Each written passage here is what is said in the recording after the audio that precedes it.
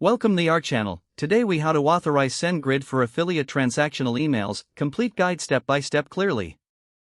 To authorize SendGrid for affiliate transactional emails, start by creating a SendGrid account if you don't already have one. Visit the SendGrid website and click on the Sign Up button. Enter your details and follow the prompts to complete the registration process. Once registered, log in to your SendGrid dashboard. Navigate to the Settings section in the left-hand menu. Click on API Keys. Here, you will create a new API key by selecting Create API Key. Give your key set the appropriate permissions for your API key, typically full access for transactional emails. Once configured, click Create and View. Make sure to copy the API key immediately, as it will not be displayed again. Next, open your affiliate platform where you send transactional emails. Locate the email settings or API settings in your affiliate platform's dashboard. Look for an option to integrate or add an email service provider.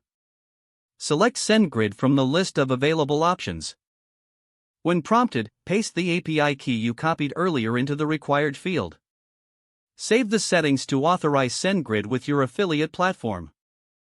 You may need to verify the integration by sending a test transactional email. Check your SendGrid inbox to ensure the email has been received successfully. If you encounter any issues, revisit the API settings and ensure you have the correct permissions set. Once successful, you can start using SendGrid for your affiliate transactional emails. Congratulations, you've completed the authorization process.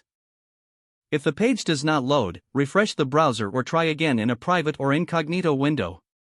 Make sure you are using the correct email address, then retype it carefully to avoid small typos. If your password is not accepted, use the reset option and create a new strong password you can remember. Check your spam folder for verification or security emails, then complete any requested confirmation steps. Enable two-factor authentication if available to improve account security and reduce unauthorized access risk. After signing in, review your profile details so your contact information and settings are accurate and current. If you see an error message, note it down and try again after restarting your device and internet connection. Log out when you finish, especially on shared devices, to keep your account and payment information secure.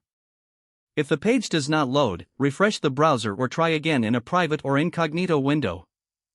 Don't forget to like this video and subscribe to our channel for more step-by-step tech guides.